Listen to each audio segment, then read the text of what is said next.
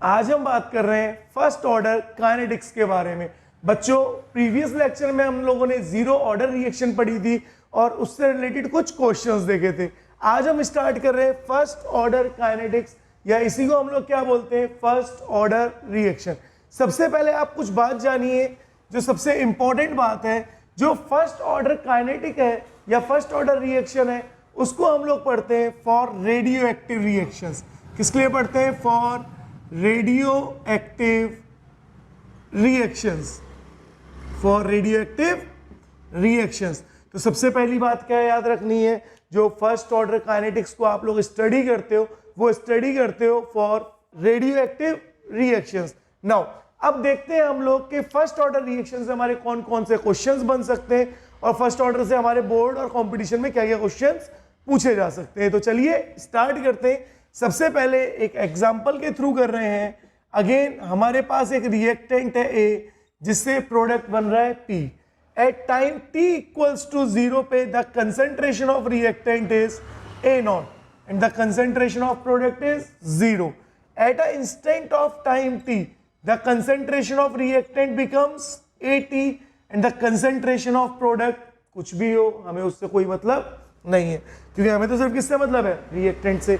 अब जरा ध्यान से देखो, फर्स्ट ऑर्डर रिएक्शन है तो रिएक्शन का रेट क्या होगा? डायरेक्टली प्रोपोर्शनल होगा concentration of reactant at time t raise to the power 1, क्योंकि रिएक्शन का ऑर्डर क्या है? फर्स्ट ऑर्डर है। और जैसे ही मैं प्रोपोर्शनल का साइन हटाऊंगा तो हमारे पास एक कांस्टेंट आएगा, रेट कांस्टेंट। तो rate equals to k a t की power 1। This is the rate of first order reaction. लेकिन याद करिए, हमने प्रीवियस लेक्चर में पढ़ा है कि रेट जो होता है वो क्या होता है? Minus dAt upon dt, change in concentration of reactant with respect to time. देखो दोनों के दोनों रेट है तो क्या दोनों एक दूसरे के इक्वल होंगे? एट दैट मीन्स मैं क्या लिख सकता हूं? Minus dAt upon dt is equals to KAT। किसी की भी पावर 1 है तो हम नॉर्मली 1 नहीं लिखते हैं। तो देखो हमारी एक रिलेशन आ गई है। अब हम इसी रिलेशन को फर्दर ड्राइव करेंगे। तो देखो कैसे ड्राइव करेंगे रिलेशन को, मैं दोबारा से लिख रहा हूं dAt अपॉन dt। मैं नेगेटिव साइन को उस तरफ शिफ्ट कर रहा हूं, लिख रहा हूं माइनस KAT। अब ऑन इंटीग्रेशन, इंटीग्रेशन से पहले मैं इसको शिफ्ट कर लेता हूं। देखो मैं लिख रहा हूं dAt upon AT is equals to minus KDT।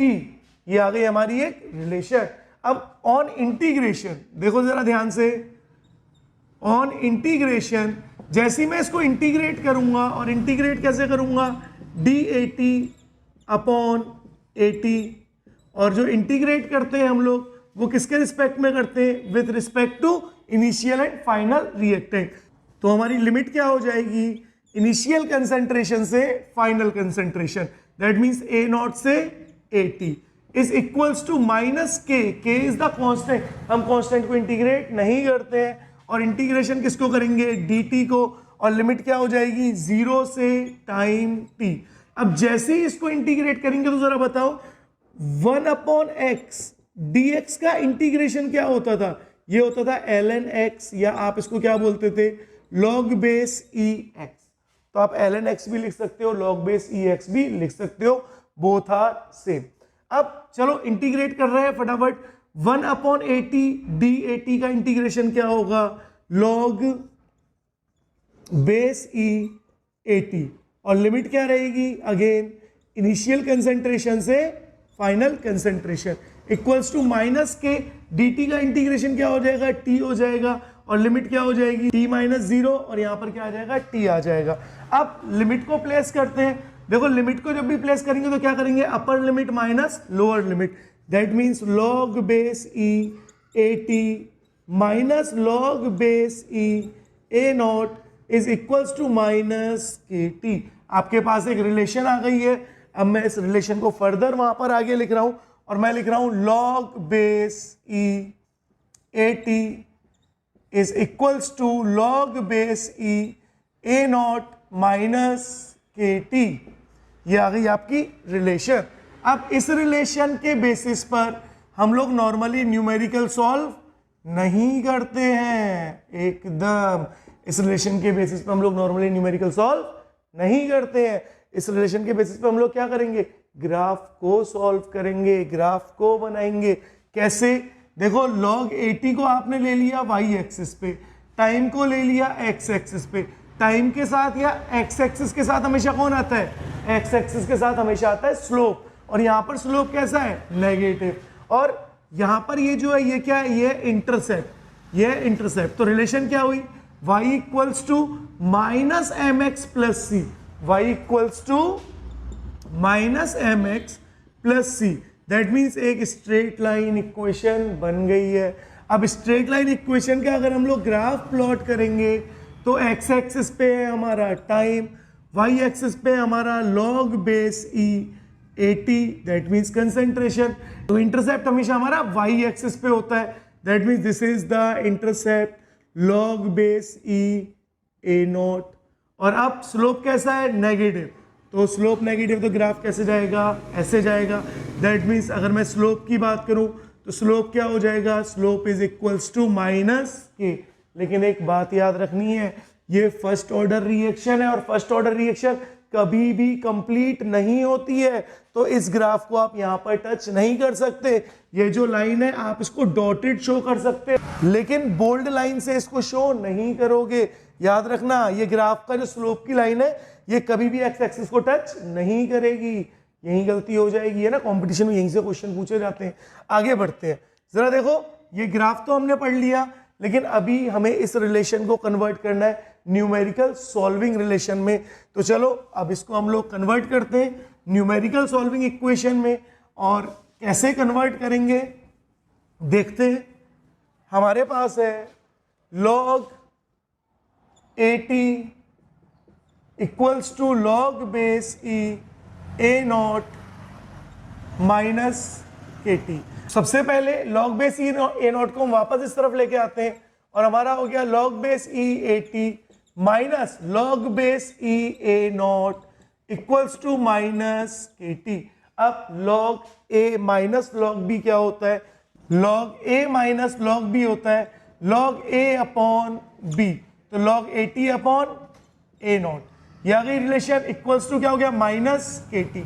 अब जैसे ही हम साइन चेंज करेंगे तो log की वैल्यू क्या हो जाती है, रेसिप्रोकेट हो जाती है, और रिलेशन क्या आ जाएगी, K T equals to log base e a naught upon A T. This is the relation. लेकिन अब भी आप इससे न्यूमेरिकल सॉल्व नहीं कर सकते हो, क्योंकि अब भी ये log बेस e में है। और जब भी हम लोग log बेस e को कन्वर्ट करते हैं log बेस 10 में, तो हम लोग क्या करते हैं, हम लिखते हैं 2.303 log बेस 10। तो देखो K T equals to 2.303 log base 10 a naught upon A T. This is the final equation for first order kinetics. इसी रिलेशन से आपके 90% से ज्यादा न्यूमेरिकल सॉल्व होंगे। अब हम बात करते हैं यहीं पर हाफ लाइफ के बारे में। तो अगर हम लोग हाफ लाइफ की बात करें, हम बोले half life for first order reaction, और उसको हम डिनोट करते थे कैसे, टी हाफ या फिर टी 50%। तो चलिए जरा करते हैं हाफ लाइफ के बारे में। जरा देखो, ए रिएक्टेंट था और ए से क्या बन रहा था, प्रोडक्ट बन रहा था। टाइम t इक्वल्स टू 0 पे कंसेंट्रेशन था ए नॉट, यहां पर कंसेंट्रेशन था 0। At instant of time t equals to 50%, आधा टाइम होने पर जो कंसेंट्रेशन हो जाएगा वो कितना हो जाएगा, ए नॉट बाय 2 हो जाएगा। अब हमारी रिलेशन क्या है, हमारी रिलेशन है K T equals to 2.303 log base 10 A naught. A naught is the initial concentration. और बताओ, अगर मैं टाइम t 50% की बात कर रहा हूं तो 50% पे कंसेंट्रेशन ऑफ रिएक्टेंट भी कितना हो जाएगा, 50% हो जाएगा। हाफ लाइफ का मतलब क्या है, हाफ लाइफ का मतलब है रिएक्टेंट का कंसेंट्रेशन आधा हो गया है। तो आधा हो गया तो कितना हो गया, ए नॉट बाय 2। तो क्या मैं 80 की जगह पे लिख सकता हूं ए नॉट बाय 2 लिख सकते हैं। अब ए नॉट से ए नॉट कैंसिल हो गया, 2 पर पहुंच गया, तो K T 50% is equals to 2.303 log base 10 2, और K T 50% is equals to 2.303 into log base 10 2 की वैल्यू होती है बेटा 0.3010। तो टी हाफ कितना हो जाएगा, टी 50 पर जब आप इसको मल्टीप्लाई करोगे तो वैल्यू आएगी 0.693 अपॉन के, ये के नीचे पहुंच गया, and this is the half life for first order reaction. अब सेकंड फॉर्मूला है जहां से आपके न्यूमेरिकल सॉल्व होंगे। तो अब तक आपके 3 क्वेश्चन बन चुके हैं। सबसे पहला क्वेश्चन ग्राफ का, सेकंड क्वेश्चन आपका न्यूमेरिकल का, थर्ड क्वेश्चन भी आपका न्यूमेरिकल का हाफ लाइफ का। नाउ अब हम बात कर रहे हैं आगे। अगर मैं यहीं से बात करता हूं, अगर मैं फर्स्ट ऑर्डर के रिस्पेक्ट में बात कर रहा हूं और हम हाफ लाइफ देख रहे हैं, जरा बताओ for first order reaction, for first order reaction half life क्या डिपेंड कर रही है कंसंट्रेशन ऑफ रिएक्टेंट पर? नहीं डिपेंड कर रही। That means half life is independent of concentration of reactant. Half life क्या है, रिएक्टेंट के कंसंट्रेशन से इंडिपेंडेंट है। दैट मींस अगर मैं कंसंट्रेशन को बढ़ाता भी रहूं तो भी हाफ लाइफ पे कोई फर्क नहीं पड़ेगा, और ग्राफ कैसा बनेगा, कांस्टेंट बनेगा। अगर मैं बात करता हूं यहीं पे एक और रिलेशन की, जहां पे मैं कंसंट्रेशन की बात कर रहा हूं और रिएक्शन के रेट की बात कर रहा हूं, तो जरा बताओ फर्स्ट ऑर्डर के लिए जो रिएक्शन का रेट था वो रेट क्या होता था, R is directly proportional to concentration of reactant की पावर 1। दैट मींस रेट क्या था, रिएक्टेंट या कंसंट्रेशन के डायरेक्टली प्रोपोर्शनल था।